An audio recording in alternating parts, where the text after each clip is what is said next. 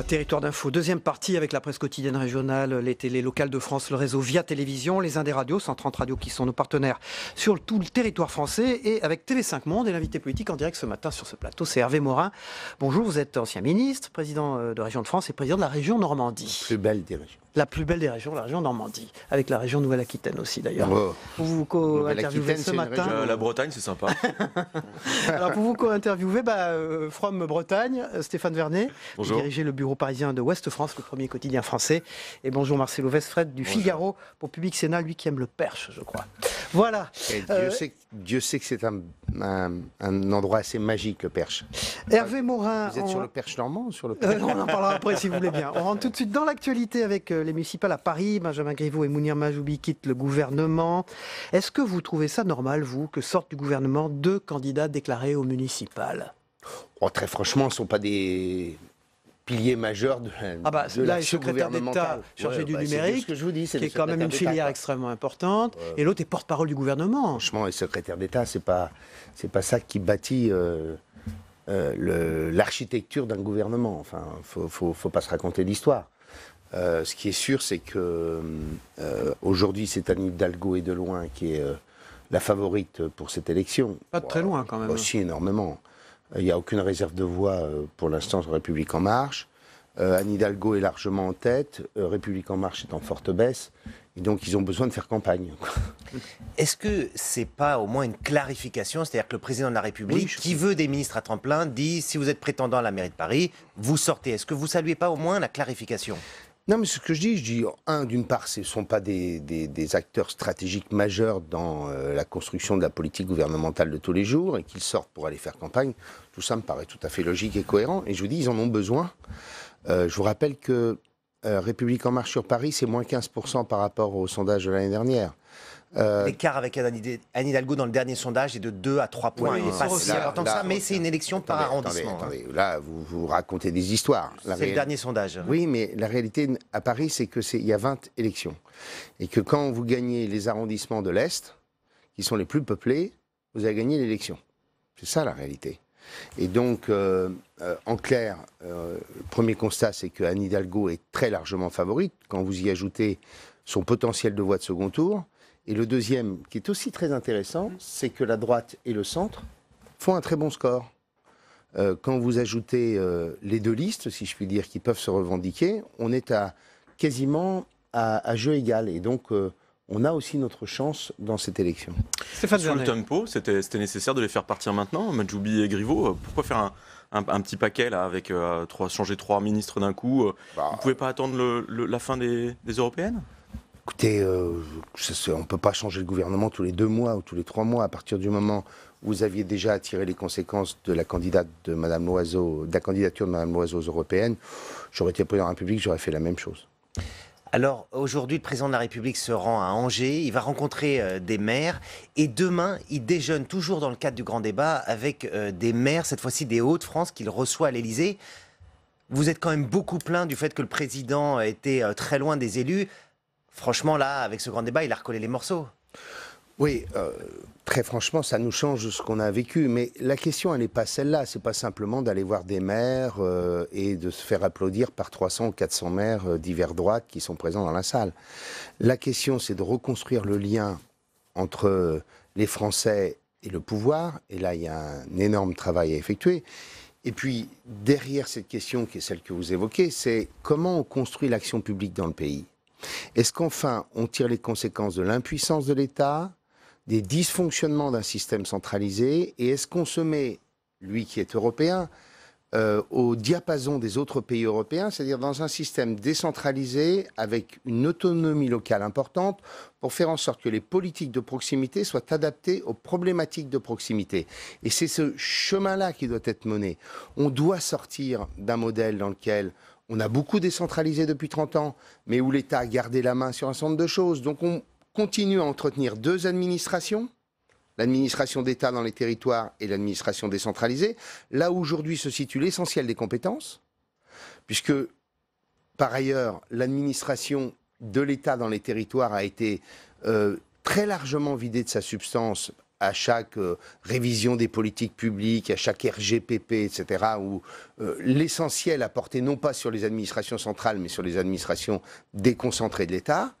Et deuxièmement, est-ce qu'on fait en sorte qu'on se pose cette question simple, est-ce qu'à chaque fois qu'il y a une politique ou une compétence, appliquer le principe de subsidiarité? Ça veut dire quoi? Ça veut dire, est-ce qu'on doit faire monter d'un cran la politique? Est-ce qu'elle doit être exercée au niveau supérieur? C'est ça la problématique. Je prends un exemple concret. Attendez, pour vos auditeurs, prenons un exemple concret.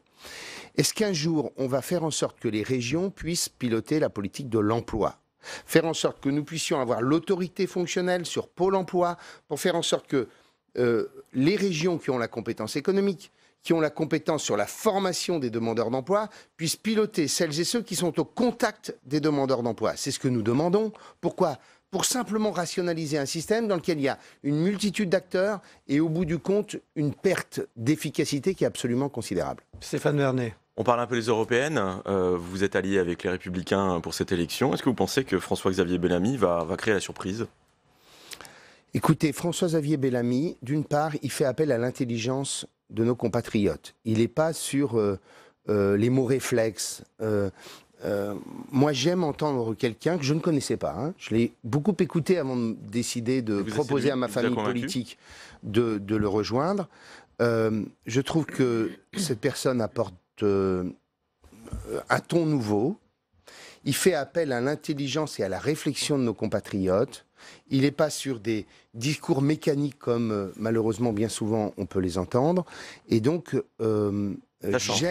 j'aime son discours qui est un discours pragmatique. Il y a deux façons d'aborder l'élection européenne, si vous me permettez. Il y a celle d'Emmanuel Macron et de La République En Marche. On raconte une histoire aux Français qui n'est partagée par aucun pays européen. En clair, Emmanuel Macron a fait deux très grands discours, celui d'Athènes et celui de la Sorbonne. Si vous pouvez me trouver le début du commencement d'une inflexion européenne liée à ces deux discours, je vous offre je ne sais quoi. En clair, on est dans un schéma où Emmanuel Macron raconte une histoire aux Français qui n'est partagée par aucun pays européen. Et donc, en clair, on évoque des sujets dont on sait qu'il n'y a pas d'écho pour faire évoluer la construction européenne. Je prends et avec tout de même... mais vous ne répondez pas à ma question. Et donc, il fera combien? De l'autre côté, on a François-Xavier Bellamy qui porte une idée simple. On a besoin d'Europe, mais on a besoin d'une Europe différente. D'une Europe qui bâtit une conjugaison intelligente entre la nécessité de bâtir un ensemble européen qui pèse, mais aussi qui fait sa place aux États-nations. Non mais d'accord, mais le point de bascule, c'est-à-dire le résultat à partir duquel vous considérez qu'il aura réussi, qu'il aura fait un bon score à cette élection. Moi, je suis convaincu qu'il sera quel pourcentage plus près de 20 que de 15. Ah oui, vous êtes... Hervé Morin, actuellement, la vraie tête de liste, c'est qui? C'est François-Xavier Bellamy, dont vous venez de parler? Ou c'est Laurent Wauquiez, qu'on voit quand même beaucoup sur les plateaux? Oui, bah écoutez, pour moi, ça doit être François-Xavier Bellamy, parce que c'est lui qui sera au Parlement européen, c'est lui qui sera notre chef de file, en quelque sorte. Et derrière cette histoire des européennes et de l'alliance du centre-droit et de la droite, on a derrière ça une exigence, c'est de porter progressivement une alternative au schéma dans lequel veut nous laisser le chef de l'État, c'est-à-dire nous, Français, En Marche ou le Front National. On a un impératif, une immense responsabilité. C'est celle d'être en capacité de construire progressivement une alternative crédible pour nos compatriotes. Et la tête le chef de file du combat de 2022, on verra bien qui c'est. De toute façon, il y aura des primaires, puisque le statut des Républicains impose les primaires. Il y a plusieurs prétendants dont on voit bien les noms.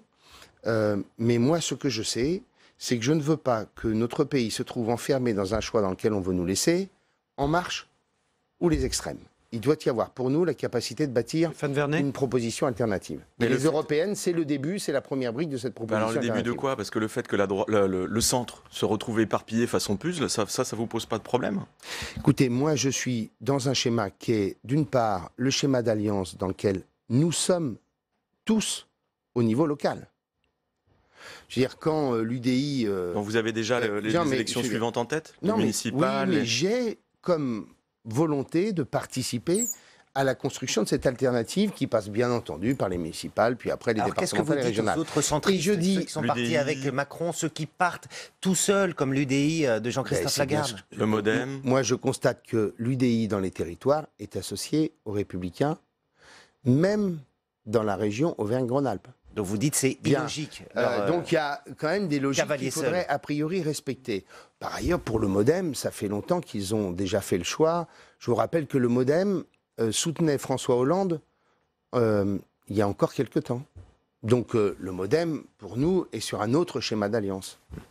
On va parler du Brexit dans un instant avec Hervé Morin, président de la région, des régions de France et président de la région Normandie, qui est notre invité politique. Mais avant de parler du Brexit, on parle du 75e anniversaire du débarquement. Et vous allez faire dans ce cadre deuxième forum pour la paix. Et vous allez recevoir des prix Nobel. C'est une manière de remettre l'Europe au centre des choses aussi, au moment où elle peut être contestée sur beaucoup de choses. Hervé Morin.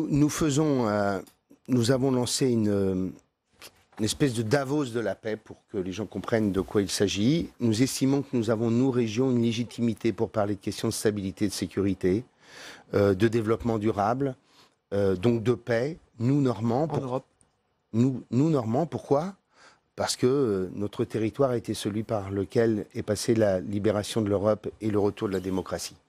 Et donc on a commencé à bâtir cette histoire-là. Nous accueillons des think tanks du monde entier, nous accueillons des figures du monde politique du monde entier. Des prix Nobel, j'ai vu. Des prix Nobel aussi. Nous aurons une demi-douzaine de prix Nobel. Et pendant 2 jours, nous évoquons la construction des nouveaux moyens de bâtir la stabilité et la sécurité du monde. Nous faisons aussi de la médiation, c'est-à-dire nous participons en quelque sorte au dialogue entre des hommes et des femmes qui sont aujourd'hui souvent dans l'incapacité de discuter et d'essayer de rétablir la paix. Nous essayons de réfléchir sur les indices qui sont précurseurs de conflictualité. Bref, on essaie de bâtir sur un schéma que nous avons benchmarké avec Davos, pour être honnête, qui est, lui, sur les questions économiques. Nous essayons de faire de la Normandie le lieu où le monde entier vienne parler sécurité et stabilité. Vous avez invité le président de la République? Oui, bien sûr, j'espère qu'il sera là. Alors, puisqu'on se projette, il y a un rapport parlementaire qui va être remis aujourd'hui sur la question de la dépendance. C'est quand même une énorme question parce qu'en 2050, il y aura 5 millions de personnes qui ont plus de 85 ans. C'est quoi vos propositions, Hervé Morin? Qu'est-ce qu'on fait? On allonge, on reporte l'âge de la retraite, on allonge la durée de cotisation, on crée une journée dépendance. Qu'est-ce qu'on fait? Bon, il y a ces 2 sujets différents, la retraite et la dépendance. Mais commençons par la retraite, puisque c'est un sujet. Pour moi, l'équation, elle est... Comment on finance la dépendance, c'est ça? D'accord. Mais un mot sur les retraites, puisque c'est le débat aussi du moment. Sur les retraites, pour moi, les choses sont simples. On doit aller vers l'égalité des régimes de retraite. D'accord? Ça, c'est le premier schéma. Et le second, on doit faire en sorte que ce système soit équilibré. Et donc, pour l'équilibrer, il n'y a pas d'autre solution que d'allonger la durée de cotisation en intégrant un facteur pénibilité pour celles et ceux qui ont commencé à travailler tôt et qui sont sur des métiers difficiles. Mais dire aux Français qu'il y a une autre équation, elle n'existe pas, sauf si on considère que le régime des retraites participe en permanence au déficit public, puisqu'une grande partie du déficit public est liée à l'équation sur les régimes de retraite. Donc ça, c'est le premier sujet. Et il faut l'aborder comme ça. Nous sommes, en Europe, le pays où nous partons le plus tôt à la retraite. Voilà, donc il y a une équation, et il faut dire aux Français les choses telles qu'elles sont. Le déclin et l'évolution démographique est celle que nous connaissons. Sur la dépendance, et sur la dépendance, le gouvernement ne dit pas quelle va être sa piste, quoi. Et sur la dépendance, on doit bâtir un modèle dans lequel on assure en effet des mécanismes de solidarité. Alors après, est-ce que c'est par des jours de travail comme ça a pu se faire à une époque? Est-ce que c'est par, en effet, des cotisations qui s'allongent dans le temps? Mais très clairement, il ne faut pas se raconter d'histoire. Ce système-là, pour l'instant, n'est pas financé. Or, c'est devant nous, c'est une histoire qui est devant nous dans les prochaines années, donc sur lesquelles il faut qu'on avance. Stéphane Vernet. On avait dit qu'on parlerait des conséquences du Brexit. J'imagine que vous suivez ça avec beaucoup d'attention. Oui, parce que la Normandie, la région Normandie est responsable de 3 ports et qui sont directement connectés. Impactés. Et donc, je suis allé souvent discuter avec les responsables des ports britanniques pour essayer de bâtir un modèle qui nous évite la catastrophe. Éclairez-nous, parce qu'hier à la Chambre des communes, il y avait 8 options sur la table pour les parlementaires. Theresa May qui dit si vous dites oui à un Brexit avec accord, je démissionnerai. Ils ont dit non à tout. Est-ce qu'elle va démissionner et est-ce que vous y comprenez encore quelque chose?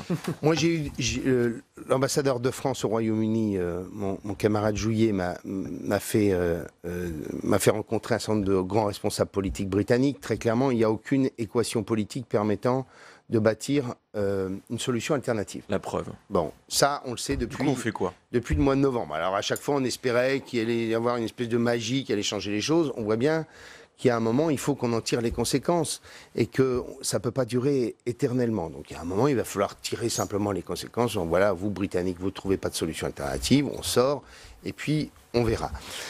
Je pense qu'aujourd'hui, en cas de hard Brexit, on a à peu près bâti des modèles permettant d'assurer les flux et les échanges. De notre côté, mais apparemment les Britanniques sont pas prêts. Les Britanniques, c'est sur la gestion de leurs frontières. Les Britanniques, c'est pas compliqué. Ils n'ont pas embauché un douanier, ils n'ont pas embauché un vétérinaire. Ils n'ont rien anticipé. Et ils vous disent quelque chose de simple. On importait des produits d'Europe dans des conditions qui étaient sans contrôle il y a quelques jours.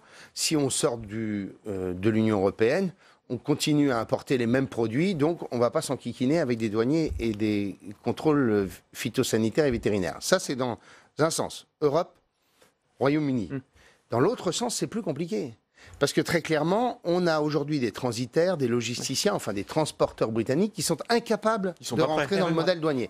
Et donc pour nous, il y a une équation simple, c'est comment on arrive à faciliter les échanges. Je crois qu'on a chacun, sur les Hauts-de-France comme sur la Normandie, réussi à au moins être en capacité d'accueillir les flux qui, demain, arriveront sous un autre modèle. Hervé Morin, justement, en rencontre de développement économique et territorial toute la journée, hein, c'est pour ça que vous êtes aussi également à Paris, à la Maison de la Chimie, je crois, Maison de la Chimie. Vous voulez montrer l'attractivité de la Normandie. Voilà, faire que la Normandie montre ses leviers économiques, c'est ça le but de ces rencontres? Écoutez, notre région est la première région industrielle de France. Personne ne le sait, mais c'est la région dans laquelle l'emploi industriel est le plus fort de France. Je rappelle, nous, c'est 20% de l'emploi quand c'est moins de 12 en France.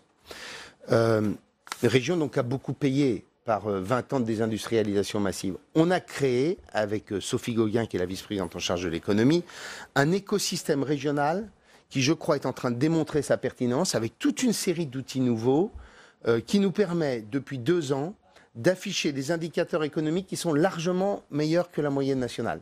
C'est le seul critère qu'on peut avoir pour nous, c'est est-ce qu'on fait mieux que la moyenne nationale ou est-ce qu'on fait moins bien? Eh bien, on fait mieux.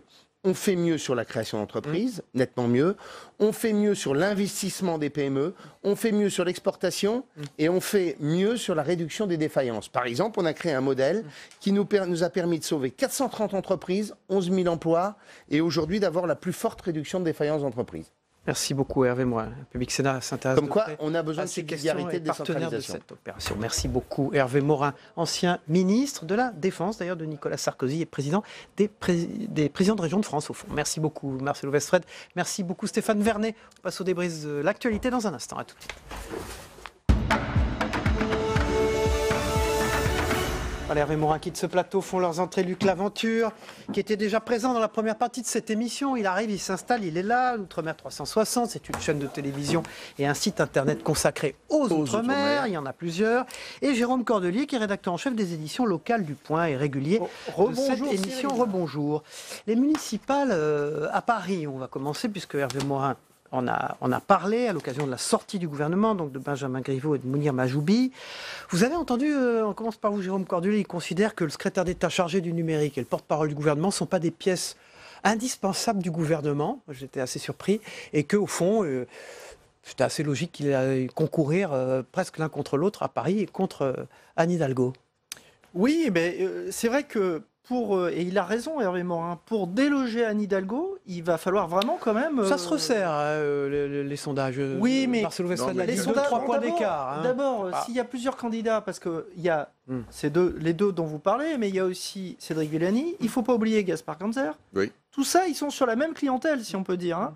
Donc il faut éclaircir tout ça. Et puis surtout, il faut avoir une notoriété forte face à Anne Hidalgo. Anne Hidalgo, elle va avoir son bilan, elle va défendre son bilan. Et puis il faut voir ce que ça va donner. Mais Anne Hidalgo, c'est une tête d'affiche. C'est une star de la politique. Et donc, face à une star de la politique, il faut une star de la politique. Il faut une star alternative. C'était la solution, le quitter, je veux dire, sitôt. Oui, parce que je pense que le jeu d'Emmanuel Macron... On ne parle pas des européennes, là, on parle des municipales. Tout à fait, c'est de laisser pas seulement le temps au temps, mais faire en sorte qu'effectivement, j'appartiens à un pays où les combats de coq font partie de la tradition. Et il laisse partir un certain nombre de poulains pour voir comment ils s'aguerrissent. Premier élément. Deuxième élément, il faut effectivement, Anne Hidalgo, je suis d'accord avec ce que tu dis, c'est à la fois une tête d'affiche, et il y a là un plan qui va se dévoiler de plus en plus. J'étais à Séville la semaine dernière, et je voyais la façon dont la ville s'était construite autour du fleuve. C'est ce qu'elle fait en ce moment à Paris. Ça crée des embouteillages énormes et tout le monde est agacé. Mais à la fin, 6 mois après, plutôt 6 mois avant les élections, ça va faire le même coup que Delanoë avait fait avec... C'est une question de timing alors. Oui. Je pense que c'est une question de timing. Et je pense que les sondages qui sont bons pour elle en ce moment vont décupler... Sur les travaux, Luc a raison. Les Parisiens pestent, mais pour avoir la chance de faire le Tour de France et d'aller dans toutes les villes de France, actuellement, c'est le problème dans toutes les villes de France. Dans toutes les villes de France, puisqu'on est mobilité, à 6 mois des élections, on termine les chantiers. Et donc, il y a des problèmes. J'étais à Aix-en-Provence il y a quelques jours, c'est pareil. À Lyon, c'est pareil. Il y a partout, dans toutes les villes de France, actuellement, il y a des chantiers qui entravent la mobilité des personnes. Et donc ce n'est pas qu'un problème parisien. Vous avez compris quelque chose au positionnement des centristes qu'a expliqué Hervé Morin, qui au fond, un peu partout en France, dit-il, sont alliés avec les Républicains?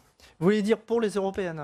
Oui, écoutez, Hervé Morin a rejoint la liste de François-Xavier Bellamy. Il s'en est expliqué de manière assez convaincante, je trouve. Mais c'est vrai que de toute façon, le centrisme en France est à reconstruire, mais depuis longtemps, malheureusement. C'est-à-dire que je veux dire, mais il faut pas oublier, justement, puisqu'on parle d'Europe, que l'Europe a été fondée par des centristes démocrates chrétiens. Que le MRP, et on y fait allusion dans le dossier du Point sur François-Xavier Bellamy, le MRP était l'un des partis les plus forts de l'après-guerre. Je veux dire, le système politique français après la guerre s'est construit avec le MRP, les communistes et les gaullistes. Mais puisque vous revenez à François-Xavier Bellamy, qui est effectivement... Il y a encore un centrisme qui est effectivement à la une du Point, l'homme qui réveille la droite. Il n'est pas vraiment centriste depuis le départ. Son positionnement l'est pas. Et donc vous ne trouvez pas curieux qu'Hervé Morin, ancien ministre, donc incarnation du centrisme en France aussi, qui a dirigé longtemps aussi ce parti politique centriste à l'époque, il colle autant à François-Xavier Bellamy. Il n'y a pas quelque chose qui vous perturbe là-dedans? Hervé Morin est un tacticien politique, un fin tacticien politique. Et il voit bien que François-Xavier Bellamy est une bonne locomotive. C'est ça votre interprétation? Et que pour l'instant, voilà, parce que évidemment, il faut qu'il rassemble. Le défi que va avoir François-Xavier Bellamy maintenant, c'est de rassembler au-delà de l'aventure, de son camp. Mais c'est une locomotive. Absolument. C'est-à-dire qu'il renverse la charge de la preuve. Si on disait la chose suivante, la troisième voie est la plus mauvaise puisque c'est celle qui concentre tous les coups sur lui.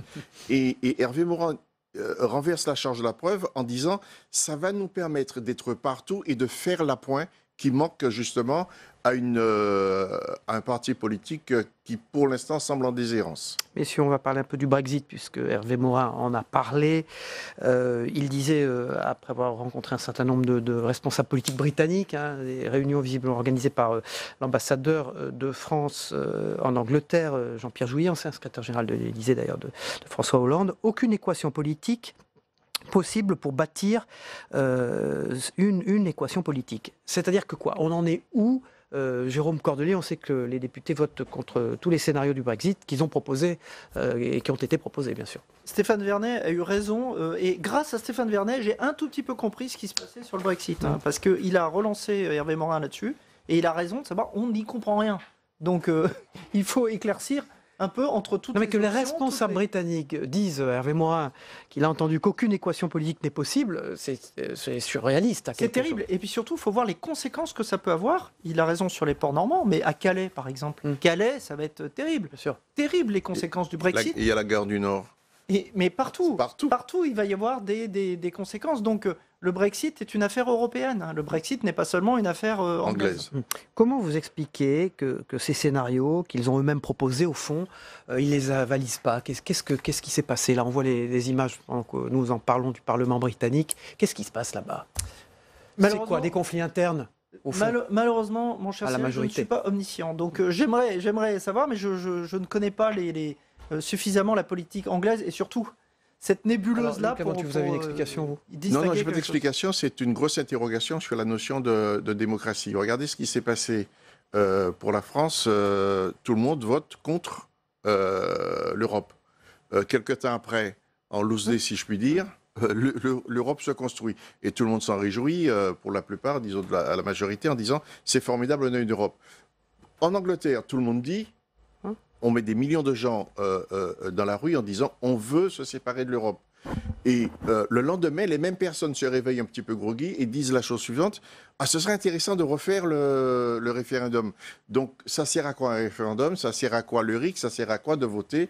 On peut se poser la question du mode de fonctionnement de cette démocratie. Est-ce qu'on se posait la question, Jérôme Cordelier, de l'impréparation, au fond, y compris la nôtre, face à cette problématique qui est là? Ça y est, on Luc y est. Laventure a raison de pointer ça. Le problème, c'est qu'il y a un problème de fond et de forme. Le problème de fond, c'est savoir le Brexit, l'avenir de l'Angleterre, mais qui aussi a des impacts sur l'avenir à nous tous, et particulièrement de la France.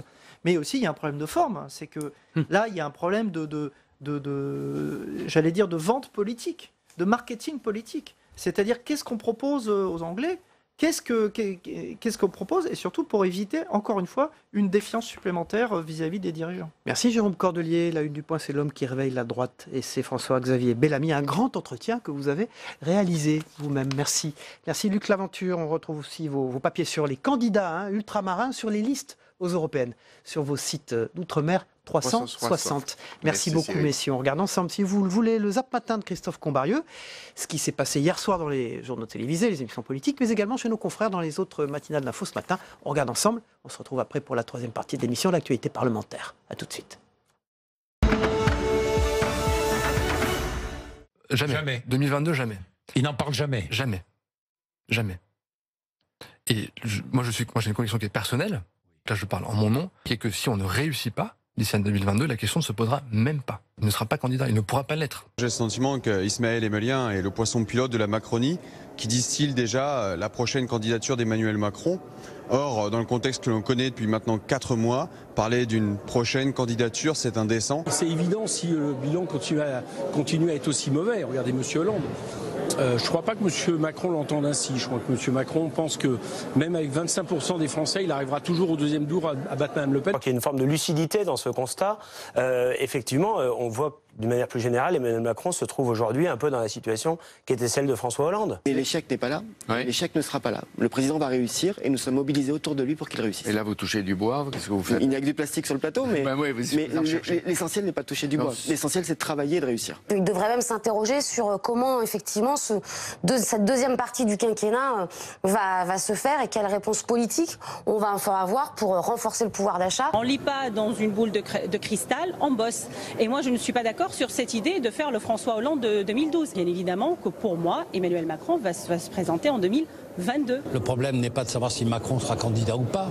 Le problème est de savoir si ce pays va se redresser en étant gouverné normalement.